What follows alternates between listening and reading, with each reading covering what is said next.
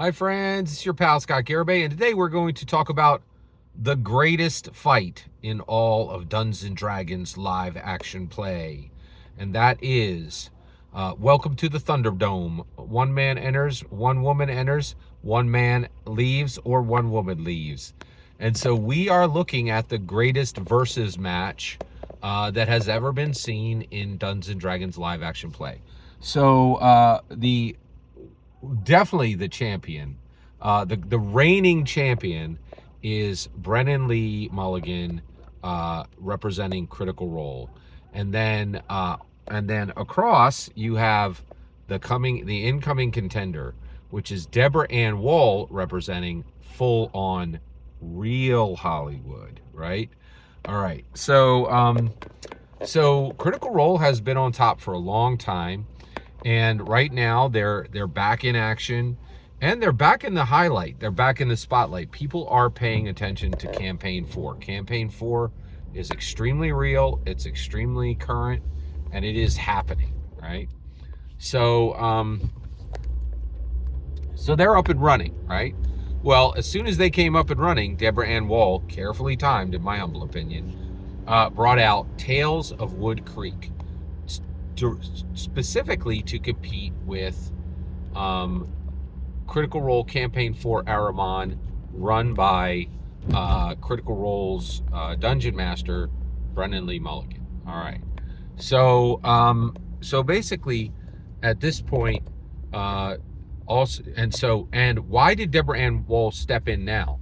Well, I think she saw an opportunity to become the #1 live action play in the world, because Matthew Mercer is tired and has surrendered his crown, right? And honestly, I think I definitely think there is a very good chance that after the end of season 1 of both of these two campaigns, we're going to be able to crown a new winner, right? And what I think is interesting is Deborah Woll very carefully chose her time to launch this. And the reason why is Brennan Mulligan is infinitely easier to beat than Matthew Mercer, right?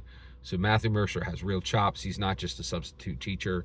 He's not kind of a second tier sub dungeon master. He's like the real deal, right? And so is Deborah Woll. So, Deborah Woll gained some points right there, right? Like having to go against Brennan Mulligan rather than having to go in against a real fighter, right? Like, which would have been Matthew Mercer. All right. So let's dig into it. So first of all, I want to compare these to on different parameters. And today's parameters is platform inclusiveness, right?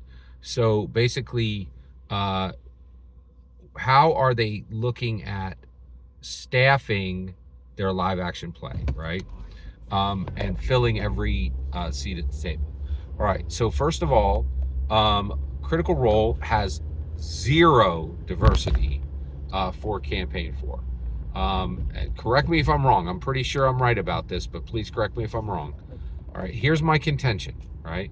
There is 0 diversity in platform diversity in Critical Role Campaign 4 Aramon. They're all voice actors. They're all Hollywood voice actors. They've all done voice actor work, right? Whereas that is not the case on Deborah Woll's table. So she's a full real-on Hollywood actress, not like anyone on Critical Role, right? You could take every Critical Role person and combine them and multiply their fame. You could add them all together and then multiply their fame by 3, and they still would be half of what Deborah Woll is. Like, Critical Role is Hollywood voice actors. That's scrub work compared to like they're stable boys, right? Compared to Deborah Woll. True Blood, Daredevil, like active, real projects where people see your face, right? Like Deborah Woll is the real deal, right? So, so you would think, well, she's going to do the same thing, and she's going to fill every seat with Hollywood actors, right? She did do that to some extent. She went and got Iman Vellani. So Iman Vellani is Miss Marvel from the DC show, which I did not watch. I did watch, and I've seen pretty much all of them, but I was like, I'm good. Thanks. Right. So I kept it moving. But I did see Aman Vellani in Miss Marvel when it came on the big screen. And actually, that was Captain Marvel's like sequel movie, right?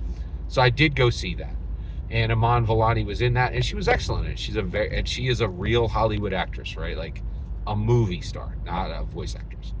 Iman, and then Anjali Bhimani is also in there. She is mostly a voice actor. She's primarily a voice actor. I think she's done some acting roles. I've never seen her in anything. All right. So I think it's the same thing with Critical Role. Like they've been on video stuff, but that's not their bread and butter, right? Or what they're really, or like, do I remember seeing you in anything? That's mine. But here's the bigger one. The real kicker is the two dungeon dudes. The dungeon dudes are it's Monty and I don't remember the other guy's name. But they're real dungeon masters, they're real dungeon masters. And she's bringing them in as players, right? They are not voice actors, they are not famous in any way. They're just regular Dungeons and Dragons people. And to my knowledge, Critical Role has literally never done this. They've struggled, and they struggle with platform diversity, and I don't think they have any real desire to lift up actual dungeon masters. And so this one, the verses, 1 point Deborah Ann Woll, 0 points Brennan Lee Mulligan. All right, so out of the gate, Deborah Ann Woll is winning. Every single word you just heard in this video is my humble opinion. Nothing more, nothing less. The important part is when I get to hear your humble opinion. When you get in the comments and send your traffic. Please consider liking, subscribing, and have a fetch millennium.